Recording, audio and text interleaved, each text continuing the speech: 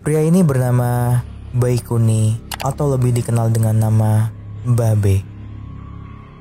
Babe atau Baikuni ini lahir pada tahun 1961 di Desa Meranggen, Kecamatan Kajoran, Kabupaten Magelang, Jawa Tengah. Baikuni memiliki masa kecil yang bisa dikatakan jauh dari kata indah. Traumanya dimulai pada saat ia masih berada di sekolah dasar.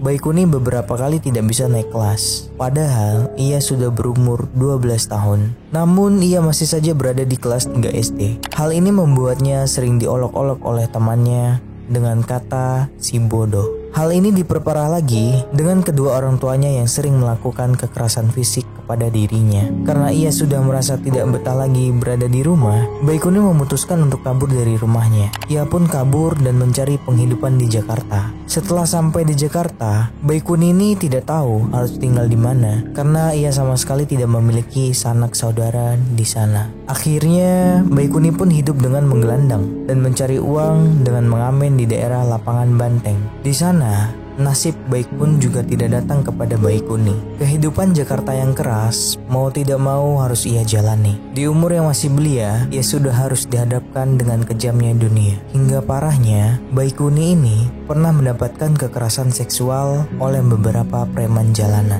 Baikuni sempat menolak, namun apa daya, tenaga seorang bocah melawan beberapa preman berusia dewasa. Hal inilah yang membuat Baikuni trauma akan masa kecilnya. Hingga akhirnya Baikuni bertemu dengan seorang pria bernama Cuk Saputra. Karena tidak tega melihat keadaan Baikuni, ia pun mengajak Baikuni untuk tinggal bersamanya.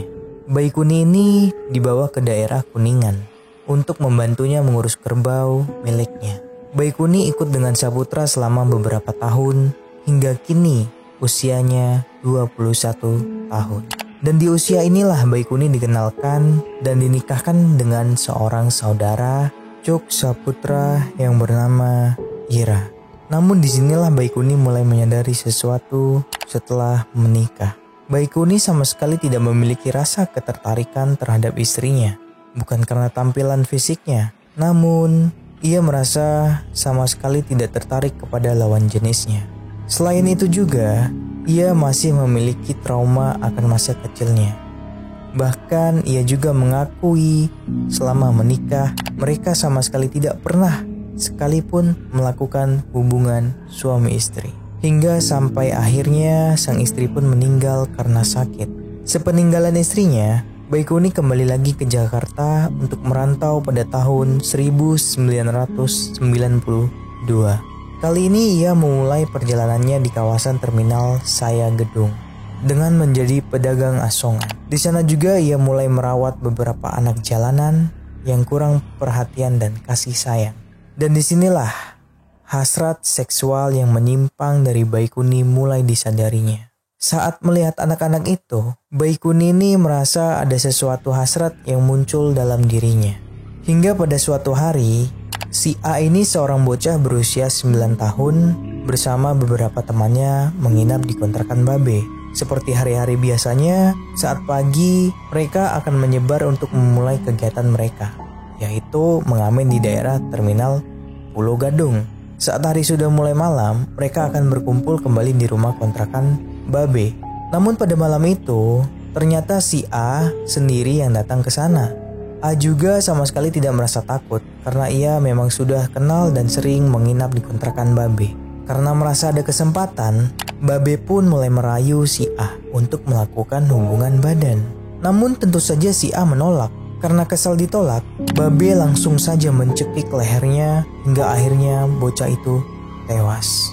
Dalam suatu pengakuannya, ketika ia melihat korbannya meronta-ronta kesakitan saat merenggang nyawa, Baikuni merasa ia mendapatkan sesuatu kepuasan tersendiri.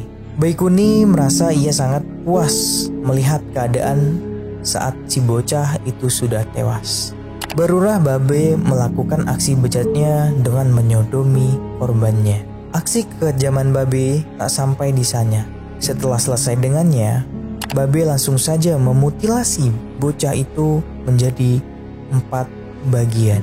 Hal ini dilakukan untuk mempermudah saat membuang jasad korban.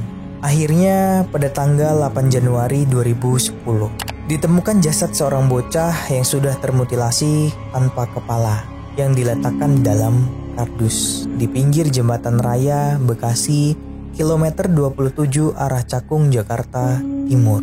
Sedangkan untuk kepala dan sisa tubuhnya ditemukan pada keesokan harinya di jembatan di daerah Terminal Pulau Gadung. Akhirnya setelah diidentifikasi dan adanya laporan dari keluarga yang kehilangan, yaitu Nur Hamidah, ibu korban, yang menyatakan ciri-ciri korban mirip dengan anaknya yang hilang. Hingga akhirnya dinyatakan bahwa jasad ini adalah jasad si A. Menurut orang tuanya dan kakak korban si A ini memang sering menginap di kontrakan Babe. Dan juga atas kesaksian teman-temannya, terakhir kali mereka melihat si A berada di kontrakan Babe.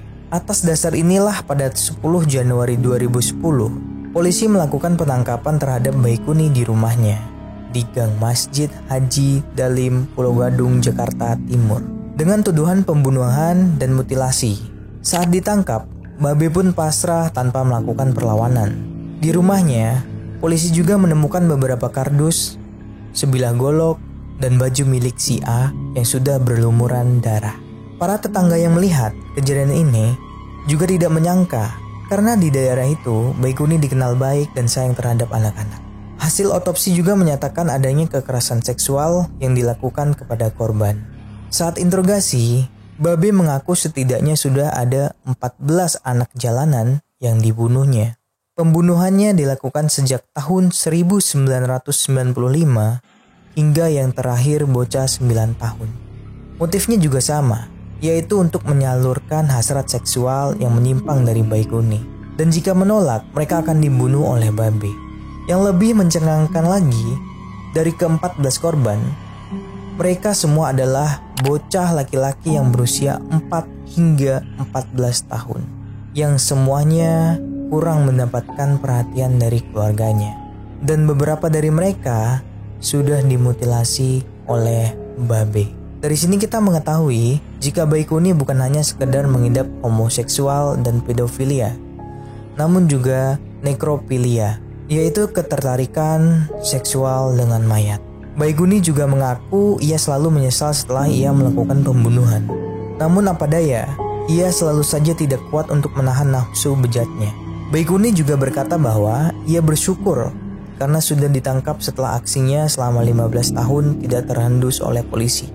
Hal ini juga dikarenakan korban-korbannya adalah anak-anak yang terlantar, yang kemungkinan walaupun dirinya hilang tidak ada yang mencari bahkan tidak peduli. Babe juga pernah bercerita jika ia sering mengalami mimpi yang sama, yaitu memanjat pohon hingga ke puncak. Namun saat sudah mencapai puncak, ia tidak bisa turun lagi. Dan mimpi itu terus terulang-ulang sampai tidak diketahui artinya. Pada Oktober 2010, pengadilan menjatuhi Baikuni dengan hukuman penjara seumur hidup. Namun, jaksa penuntut umum tidak merasa puas akan tuntutan mereka. Dan akhirnya mereka pun melakukan permohonan banding. Permohonan itu pun disetujui dengan hukuman Baikuni dinaikkan lagi menjadi hukuman mati. Namun hingga kini hampir sudah 11 tahun di penjara, Baikuni masih saja belum menjalani eksekusi mati. Kasus kekerasan biasanya memang terjadi dikarenakan adanya pengalaman pahit atau trauma di masa lalu yang dimiliki oleh pelaku. Sehingga jika dia tidak bisa membalas, dia akan melampiaskan amarahnya atau dendamnya kepada orang lain. Jadi begitulah kisah Baikuni atau Babe yang membunuh, memutilasi, menyodomi 14 anak laki-laki di bawah umur.